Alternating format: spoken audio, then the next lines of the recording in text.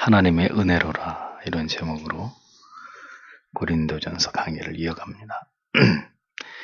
고린도 교회의 여러 가지 문제들을 다루고 난 이후에 사도는 이제 그러한 교회의 모든 문제의 궁극의 원인이 복음에 대한 올바른 이해의 부족과 또 마땅히 신자가 품어야 될 궁극의 신앙의 가치가 무엇인지에 대한 무지에 의해서 그런 모든 고린도 교회 안의 문제들이 기인된 것으로 이렇게 보고,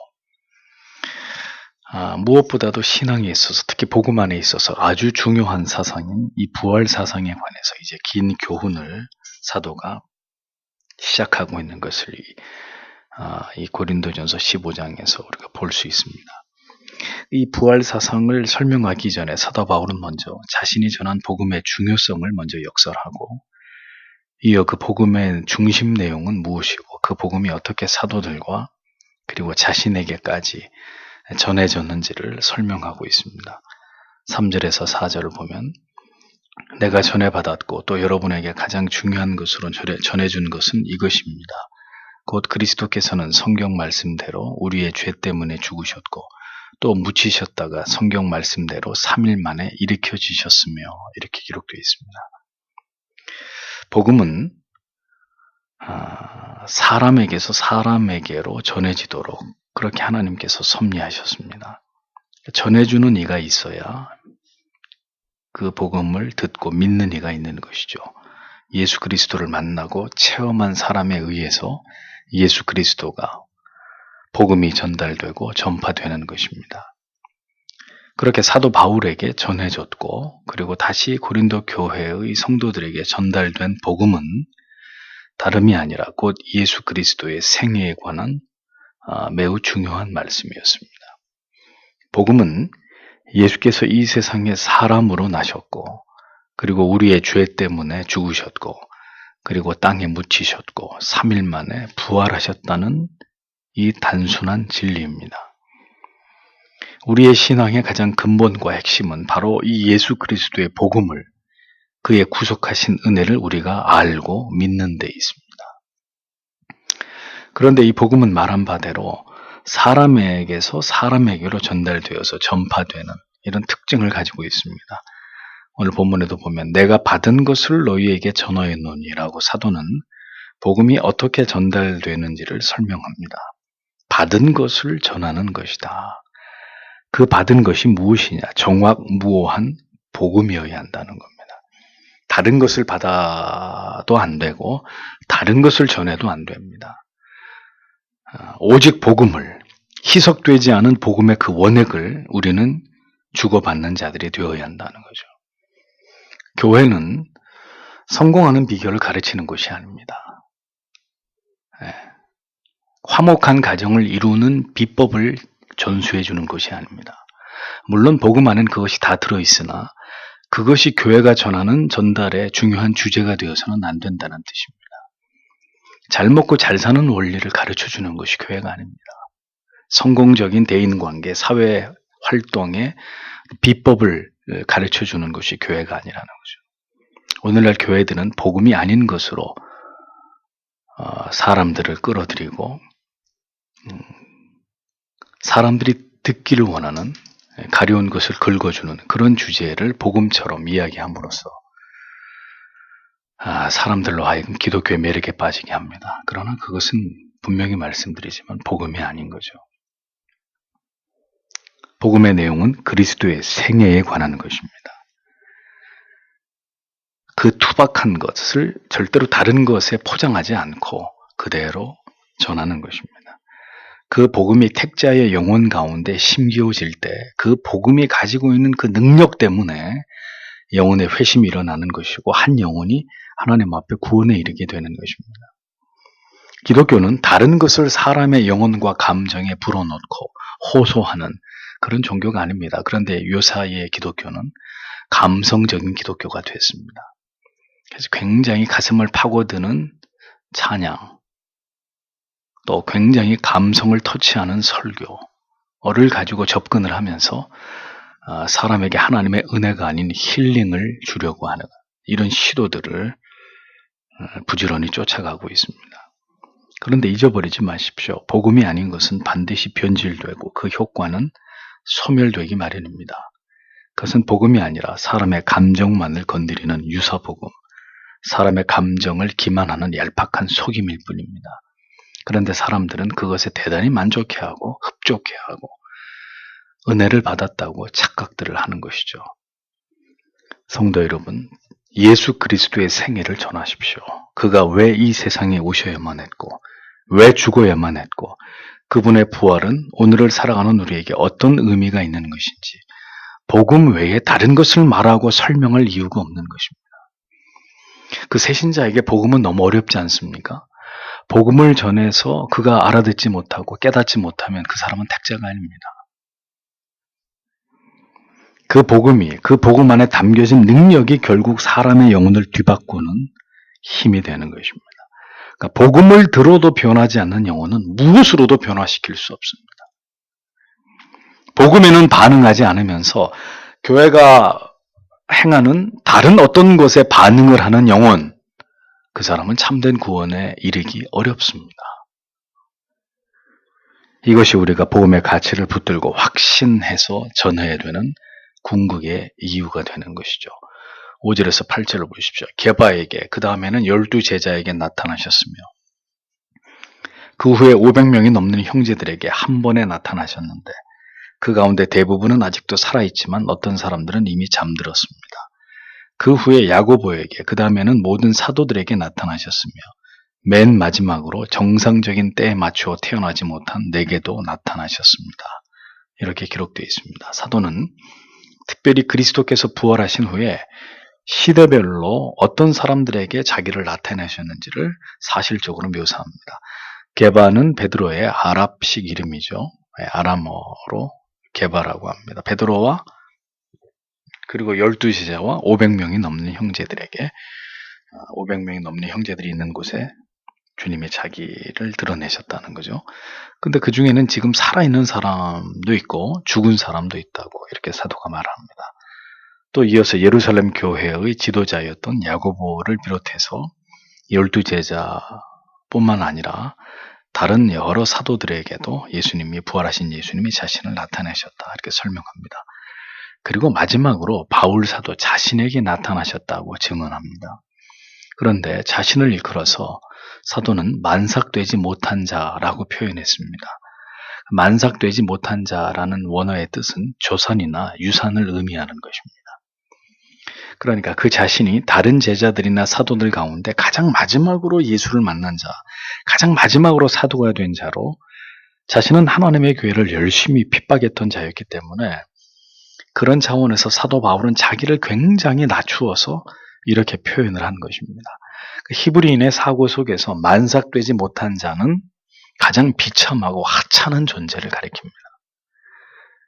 달을 채워서 태어나지 못한 사람은 하나님의 어떤 저주를 받은 어떤 그런 개념으로 이해를 했던 거죠. 굉장히 하찮은 존재, 뭔가 좀 이렇게 함량 미달이고 모자란 존재로 그렇게 인식을 했습니다. 복음을 통해서 자기의 실존을 깨달은 자는 이렇게 언제든 사도 바울의 고백 속에서 자주 발견되는 이런 극도의 자기 비하와 겸손이 드러날 수밖에 없다는 것을 우리는 말씀을 통해서 확인하게 됩니다. 십자가를 관통한 신앙과 그렇지 않은 신앙의 가장 뚜렷한 차이가 무엇인지 아십니까? 십자가를 경험한 성도는 날마다 십자가를 해서 자기를 낮추고 또 낮추는 삶을 살아가는 것입니다. 언제나 자신에게 임한 구원의 은혜가 무엇과도 비교할 수 없이 큰 은혜이고 축복임을 깨달아서 하나님 앞에서 언제나 극도의 겸손으로 자신을 낮추는 사람입니다. 칼빈은 기독교 강요에서 이 부분을 분명히 강조하죠. 어떤 경우에도 하나님의 은혜를 경험한 사람은 겸손할 수밖에 없고, 그런데 만약에 신자의 모습 속에 거듭 교만이 자꾸 나타난다면 그 사람은 진정으로 거듭난 신자라고 보기 어렵다는 견해를 분명히 하고 있습니다. 전에도 지난주도 말씀드렸죠. 교만하는 그리스도인이라는 단어는 존재할 수 없는 말이라는 거예요. 아직도 은연중에 우리의 말과 표정 속에, 우리의 어떤 의도 속에 우리의 교만이 묻어날 때가 많지 않은지를 여러분 진지하게 생각해 보셔야 합니다.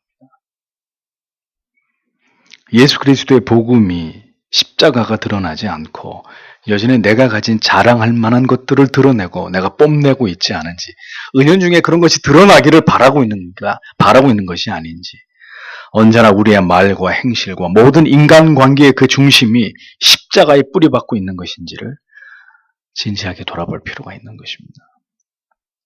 십자가의 복음은 그것을 보고 들은 증인들에 의해서 온 세상으로 퍼져나갔습니다. 그 누구도 십자가의 복음을 경험하고 그것을 증거하는 일에 부적합한 자란 존재하지 않습니다. 하나님께서는 모든 자들을 변화시키시고 그들을 세워서 십자가의 위대한 도가 전파되게 하십니다. 그러니 바울이 얘기하는 거예요. 나같이 하나님의 교회를 핍박하던 사람도 사도가 됐다.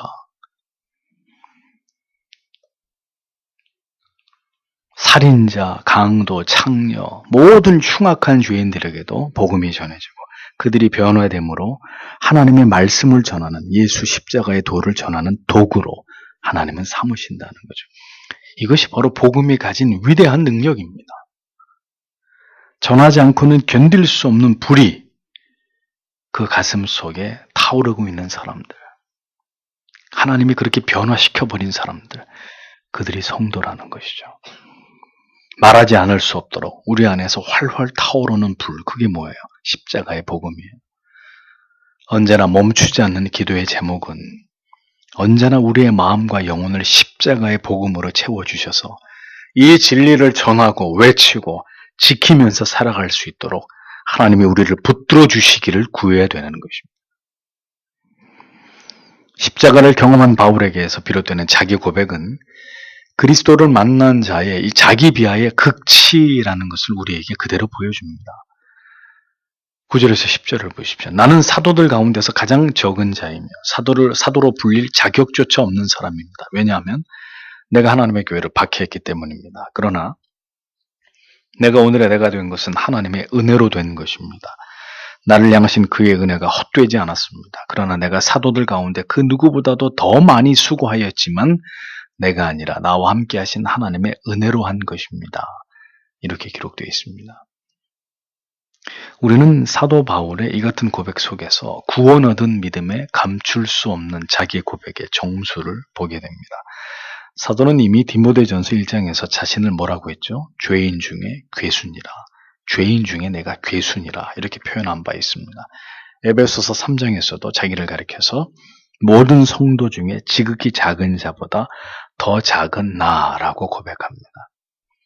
사도는 그리고 여기서도 사도 중에 지극히 작은 자이고 사도라 칭함을 받기에도 감당치 못할 자라고 여전히 극도로 자기를 낮추고 있는 것을 볼 수 있습니다. 십자가의 구속의 은혜에 푹 적셔진 사람은 절대로 자신을 가치 있는 존재로 인식하지 않습니다. 어떤 사명이나 직분을 받음에 있어서 준비된 자라고 절대로 자기를 그렇게 인식하지 않습니다. 십자가에서 모든 교만의 목이 꺾여진 사람들은 더 이상 꼿꼿이 세울 그 무엇도 자신 안에 존재하지 않음을 철저하게 인식하고 있는 사람입니다.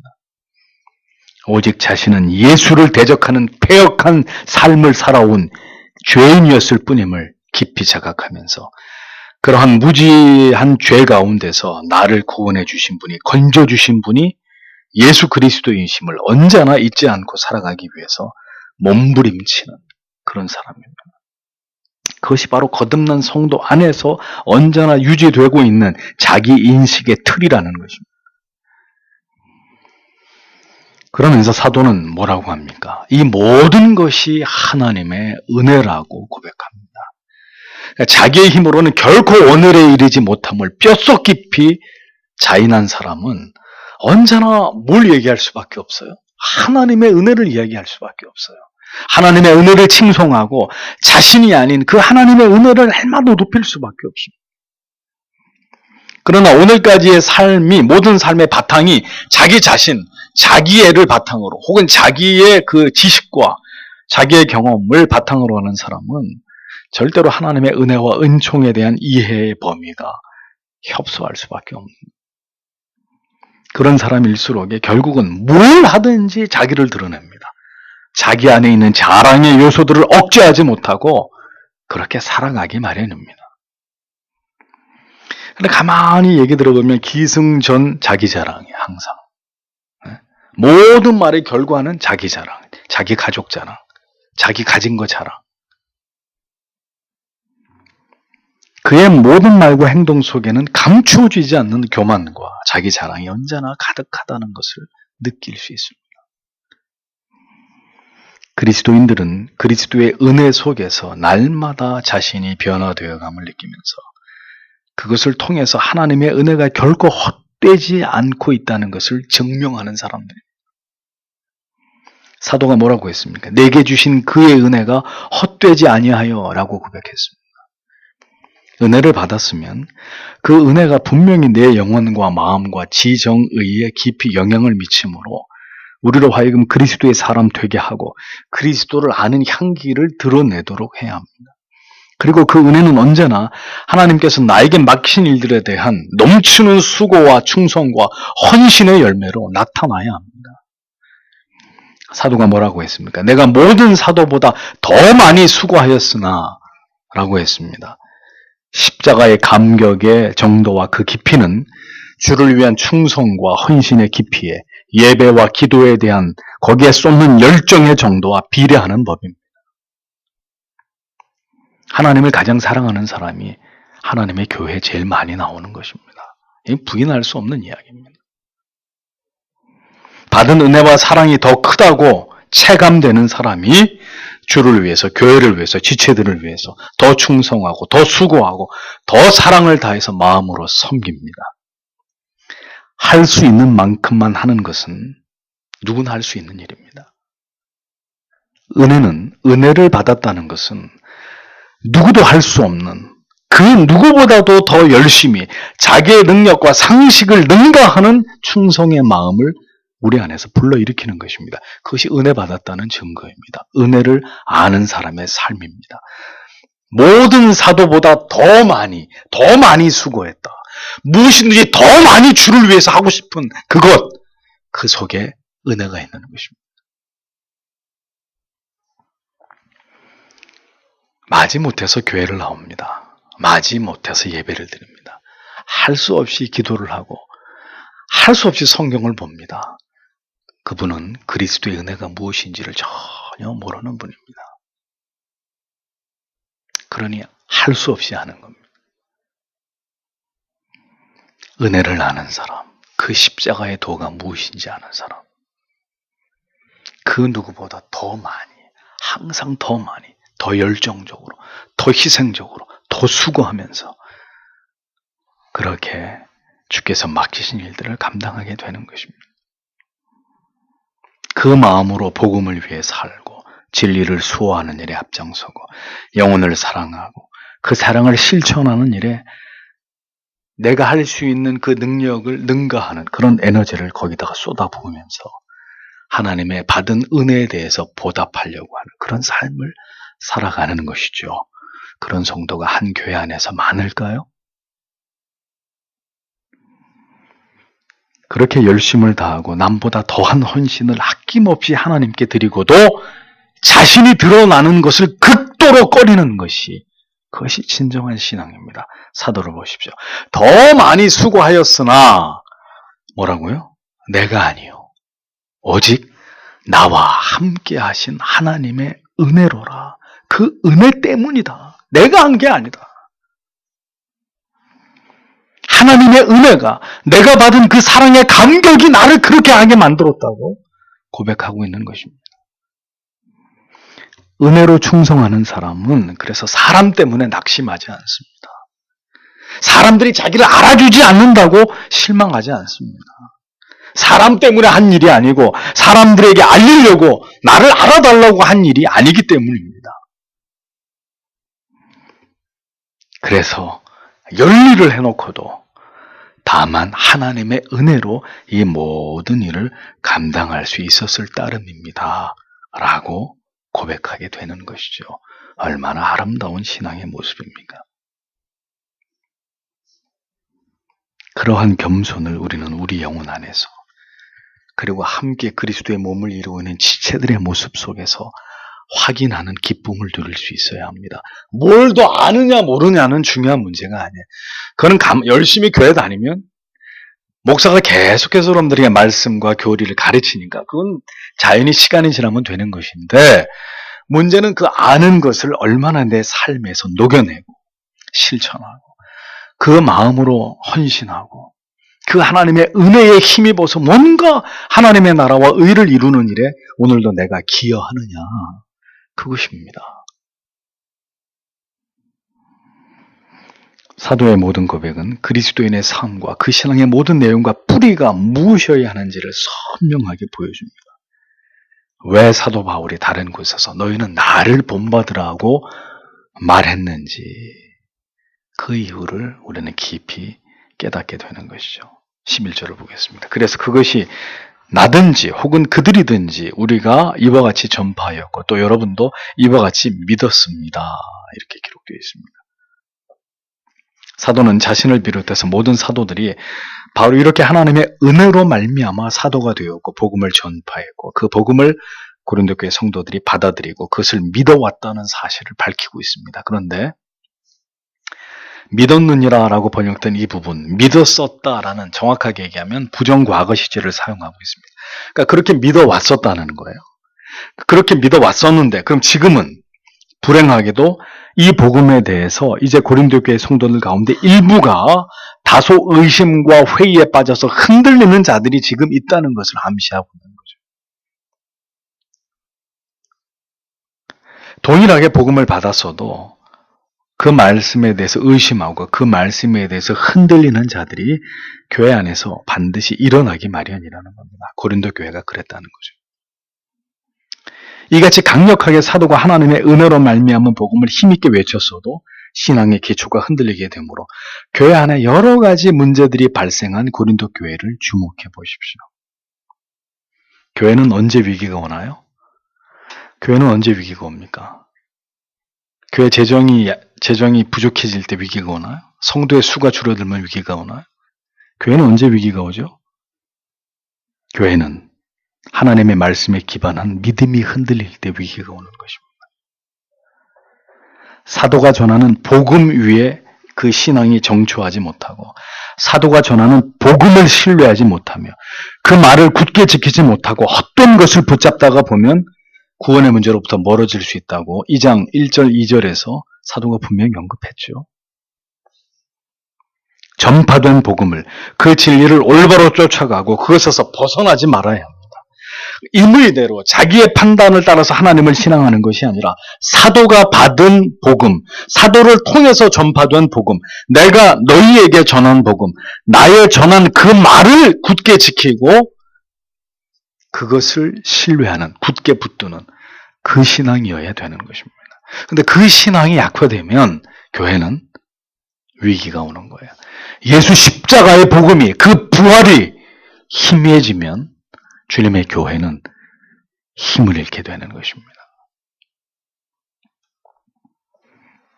한때는 바른 것을 쫓아가다가 돌아선 자들이 고린도 교회에 있었습니다. 그리스도의 복음을 부정하는 다른 믿음을 쫓아가는 자들이 있었다는 거예요.